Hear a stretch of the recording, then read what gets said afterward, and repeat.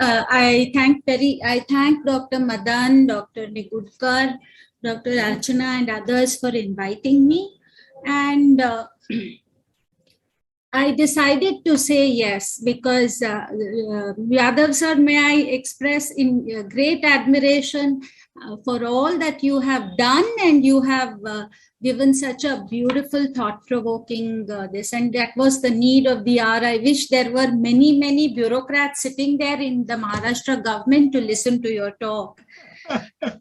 I'm very serious about that. And the reason I accepted Madan Madam's and this group's invitation is because I still remember coming back from Purdue University to what to me in 1985 was a very dismal kind of atmosphere where there was not much emphasis on research.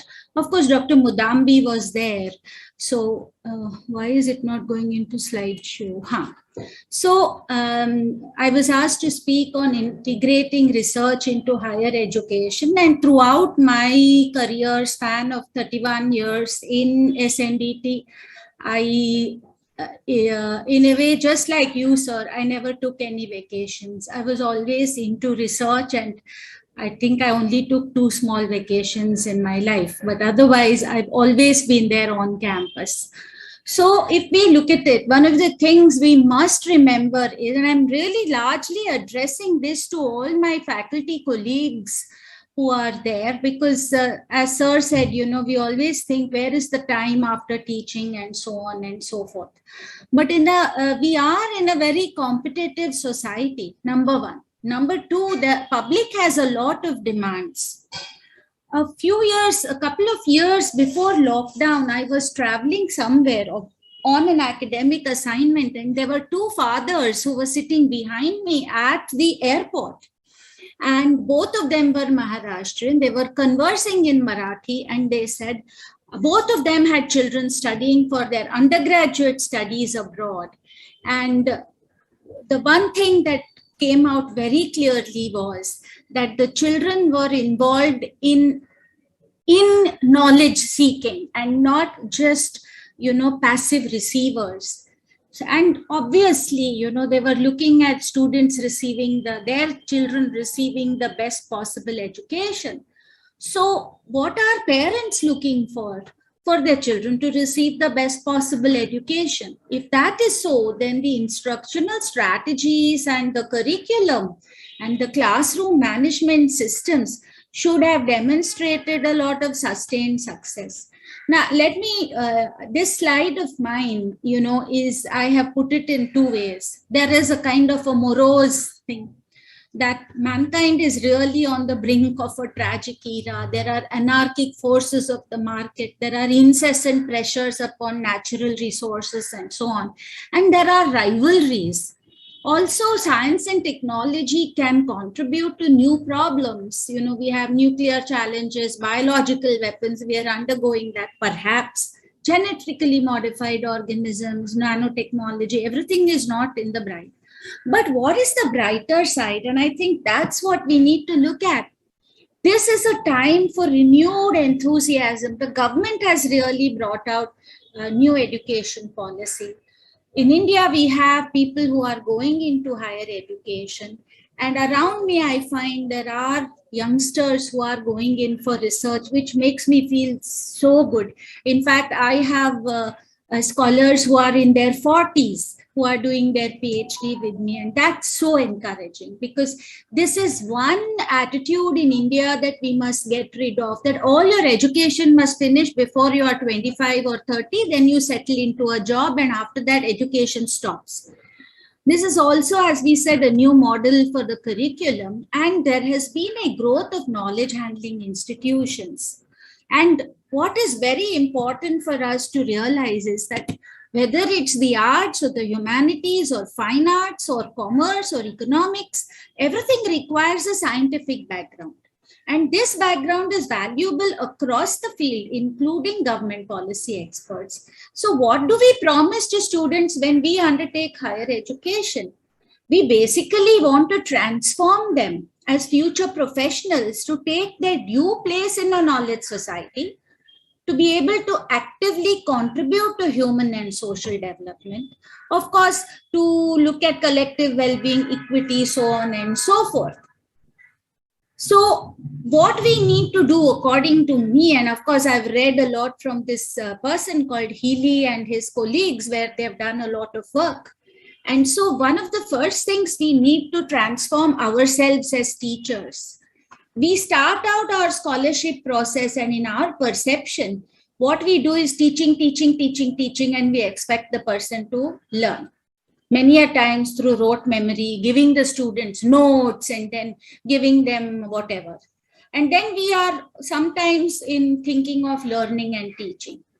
The next step really is, okay, sometimes they may be involved in assessment, but the minute you do that and you interest them in quality enhancement, sorry for the spelling mistake, this is where the partnership between learning and teaching, and I would place learning before teaching. Okay. The other thing that we need to do is to be involving ourselves with students in curriculum design. So what do we do when we design a curriculum? We co-design it. When we learn something, when they learn something, we undertake what is known as co-learning. And when we do subject-based inquiry and research, we do co-inquiry and co-researching. Now, this to me is something which people will say we are doing, but in my viewpoint, we are not doing, because there's a radically different way in which we should be doing things. So let's look at the issue that we want to bring research and education and marry them together. And so what we're really talking about is, on a daily basis, teachers who have a high workload have to do teaching, which again should be transformed in my opinion, but we want to make it research informed.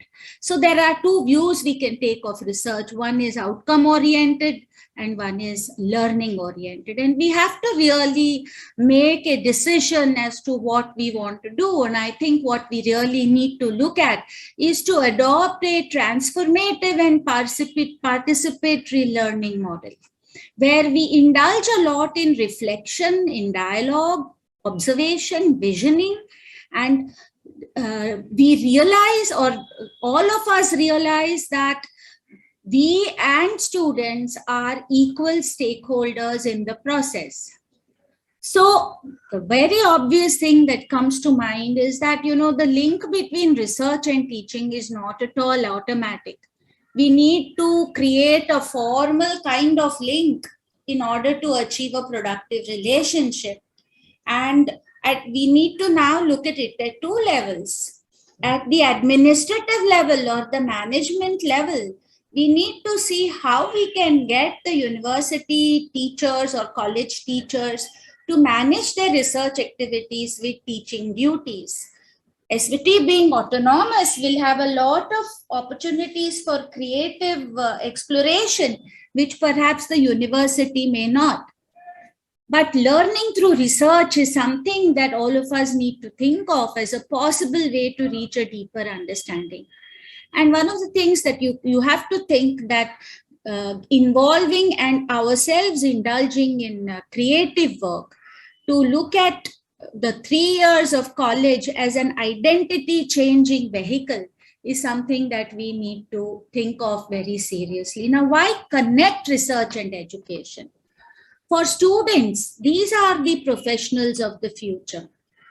These are the people in whom we need to develop the ability to investigate problems, to make judgments on basis of sound evidence, take decisions on a radical basis, understand what they are doing, why it is vital.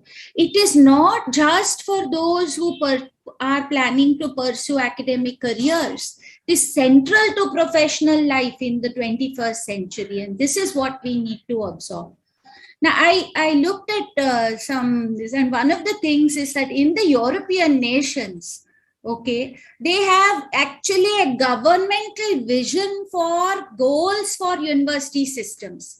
And this is what I do want to share. So this is something that is very important, that scholarship and research should be pursued both for their inherent value and to produce a stock of useful knowledge that would benefit.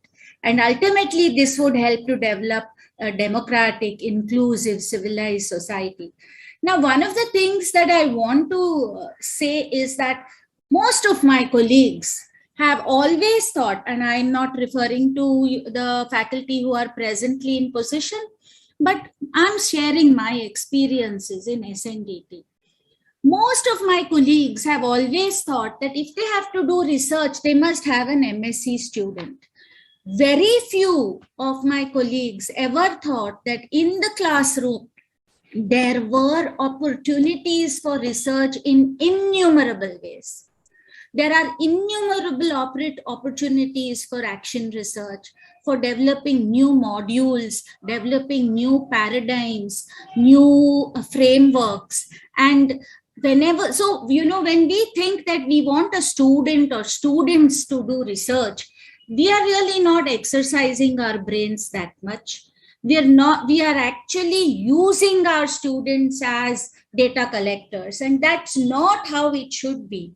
So if we want to really have a good relationship, we need to now think, how do we enhance the links between research and teaching activities? Why do we need to link that? Can we really frame a research active curriculum? We would have to, because employers want problem solvers with skills, not people who have indulged in rote memory. If you go on the internet, if you look at the number of startups and innovations there are, you will find that there are tremendous advances and innovation in many fields of knowledge. And what we really need to do is to prepare our students. First and foremost, we have to be role models by becoming lifelong learners, and then to prepare students to be lifelong learners, enable them and sensitize them that graduation is not the end, it's actually the beginning. There are some cautions, because when we start incorporating and really making it a research emphasized curriculum, one of the things we'll find is that for many people, research data penetrates very slowly into the consciousness of the potential taker. We need to have discussions and observations. Also, the extent to which we disseminate this knowledge depends on the usefulness to the user and the absorptive capacity. Unfortunately, what we find is in the typical home science setup is people who are coming to this place mostly like a finishing school, and then we worsen the process. But there are ways of de-learning and relearning that we can do. So if we consider them as potential users of a transfer process, then the learning process becomes very important. So the question we need to think through ourselves is student research and research-based learning one and the same thing? Can you have research-based learning, especially when most of our staff or many of our staff are not actively or centrally involved in research? Now, we can look at two modes. If you take a teacher-led thing, then you are looking at and research as the model being incorporated. We would look at, I should have put teaching here and research there. So let's come here. Students are students are the entire situation is teacher-led. Okay, you may make them information responsive, you may make them information active to some extent, but the emphasis really goes on acquisition of passive information. And that's what is going on at the moment. What we need to do is to make it student-led, to make them participate in building knowledge. And I will share with you, when I went to Purdue University, my professor taught a class, and I now think she was so far ahead of her times. She taught a class of what was called vitamins, and she gave one nutrient as an example of how to teach. Then the rest of us taught. Now there were certain important things. When we taught, we had to prepare a whole dossier of the most recent research and keep it available in the library for students to read and come to class. And then what happened in the class was just discussion.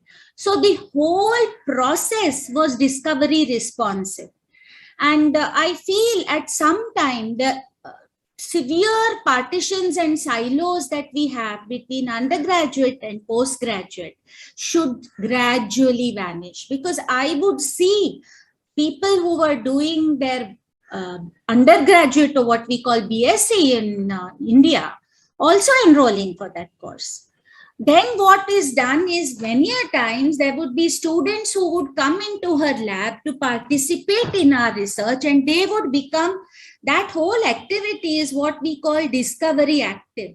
I myself, on my own, as a head of department, allowed undergraduate students to come and participate, non-paid internship, but come and participate and discover with us when we are. So they pick up new techniques, they pick up a whole new area and what the whole study or whatever is about. And then, so they obviously get authorship in that, which makes them feel good about themselves. And they also begin to understand the difference between absolute and contextual knowledge. And when you do these things, you cannot have vacations. This is one of the things that you have to remember as a teacher. So this is my suggestion for how we could go.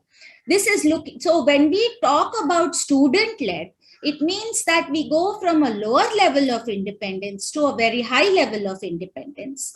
We need to use what is known as scaffolding, which I'm not going to deal with in great detail. So these are the stages in the scaffolding process, where we look at metacognition, procedural issues, strategic issues, and conceptual issues. And so in the first year, because the students are really raw, 90% of it may be structured, information-oriented learning, 90%. But even then, 10% should be giving them insights into what research can do. When they come to the second year, we gradually fade our support as teachers and we become guides to help them make our teaching discovery oriented. So only 50% of our teaching would be structured. And in the third year, you make it discovery oriented, that is 75 to 90%, and really that is all open learning. And so when we look at teaching and learning, we should look at it as we have problems that are not wholly solved, and therefore the world is always in a research mode. So I'll just briefly talk about scaffolding. Why scaffolding? What is scaffolding? Scaffolding is a teaching method, essentially, that will involve gradually shedding of the instructor's assistance and helping the students to eventually take ownership of their own learning and performing independently. As I've shown you, we switch from I do to we do to you do. Okay, so there are some techniques, like number one, we need to plan. I used to make, as head of the department, I'm not saying I was an ideal head of department. People like Yadav sir and all are great mentors.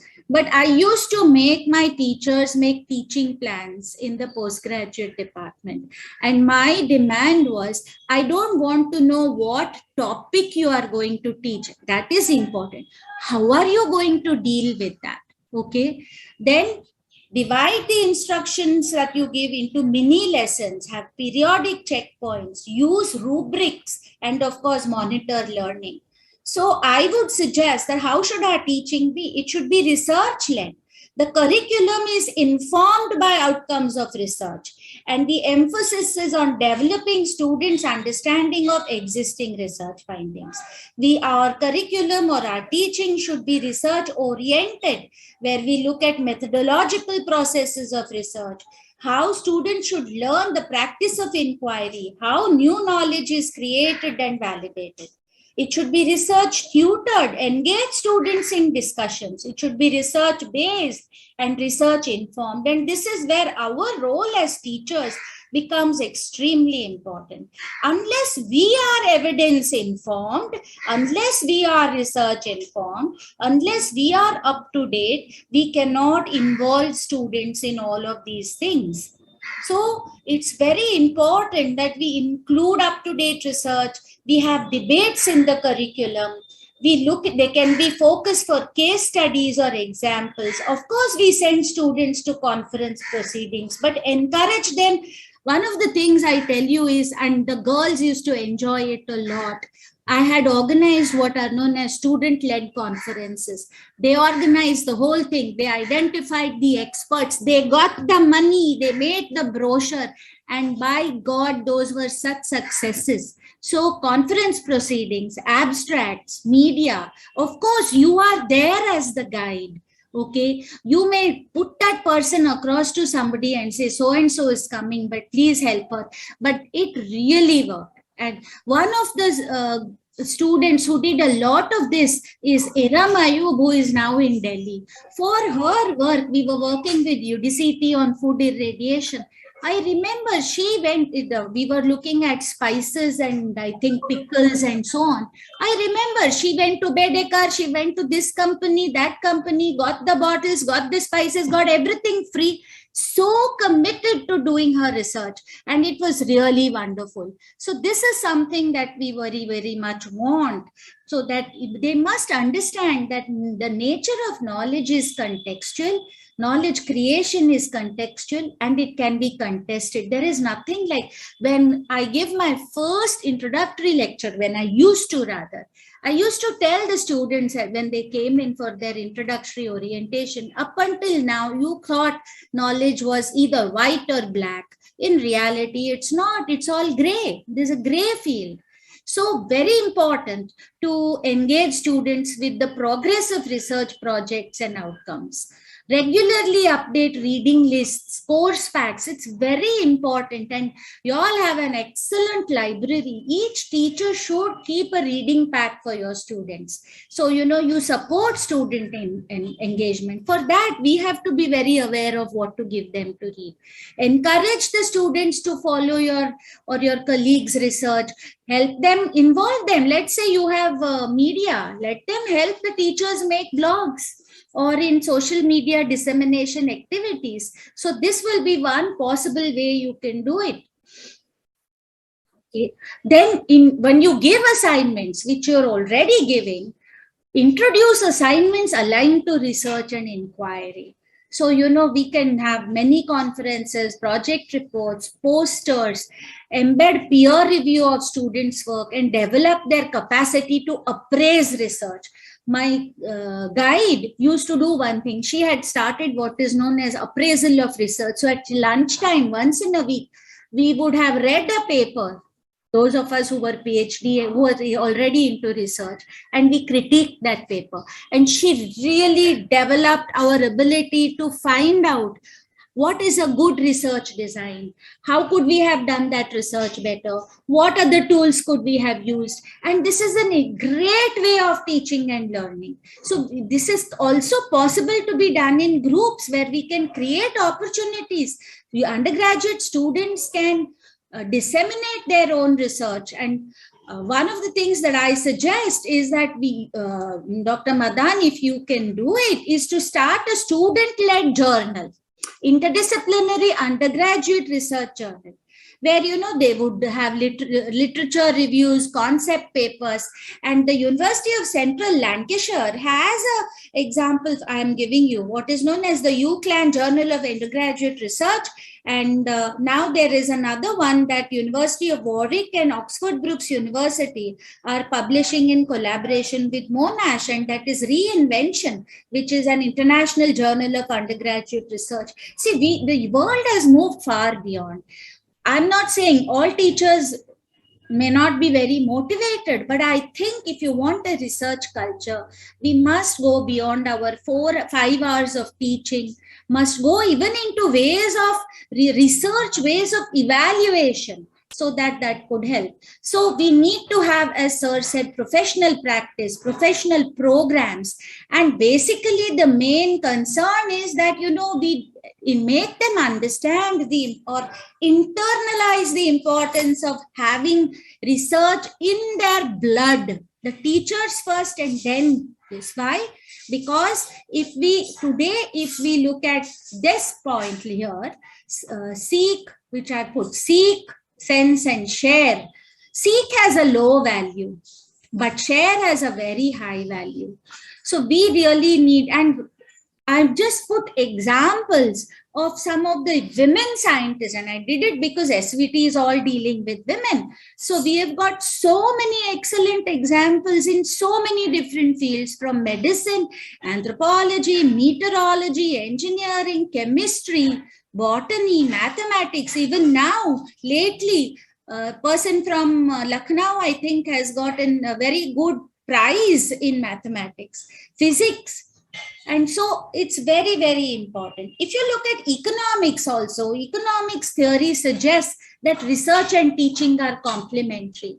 Really, what you are doing is you are using the same resources, the same facilities, the same personnel, and you can do it efficiently when you do it together than doing the two separately.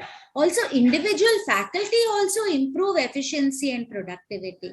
Of course, there are academics who argue against it, but there are good arguments for integrating teaching and research, because colleges and universities today are required to respond to increasing environmental and technical complexities. And believe me, if the faculty should be considered and should be developed as highly qualified, flexible professionals, they are complex workers, and very important, as Sir said, Sir, I loved your idea. In MRC, where I am now the research director, it was started by Dr. Ashok Vaidya, whom you may know. We do have, designations and titles, but we all come together, we all discuss all our projects together, we work together, and we see how for a particular research area, who will contribute what to make it a very good project. And this is something that we really need to do in creative ways. So we need to look at what works. And yes, it's not easy to change, because it's been inbred in us as to what we can do, but change is never easy. So we need to look at the fact that Government of India is doing a lot for us. This is my second last slide. And it's good that from nowhere today we have AIIMS Delhi, PGMR, Chandigarh, Christian Medical College, and these are of course the medical colleges in the 10 global institutions. And that's something that we need to remember, that India has 4 in the first 10, and that's something really very important. We need to remember that there is tremendous robust demand as far as the economic survey tells us. We have tremendously attractive opportunities. We have tremendous policy support. We have a lot of rising private activity. In my time, we never heard of angel investors. Today, you've got so many people willing to pump in money if you have the right kind of things. And if you look at, this is only between 2010 and 2016 that I have taken, but there are tremendous initiatives that the government has. It's up to us to conceptualize, not to offer Gisapita research. We have to look at what is important nationally, what is important globally.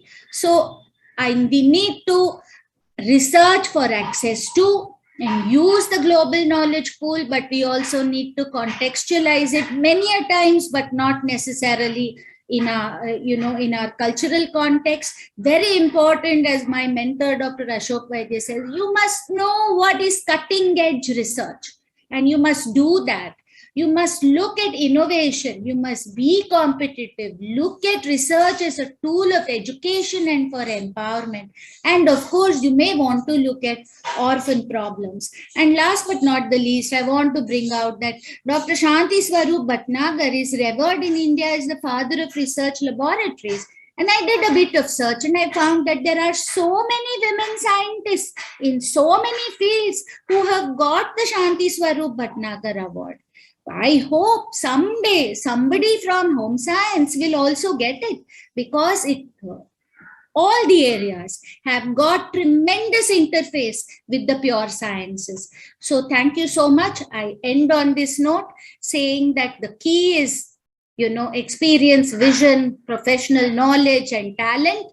But if the bud has to unfold, please do remember that nothing can enter a closed mind. Thank you very much.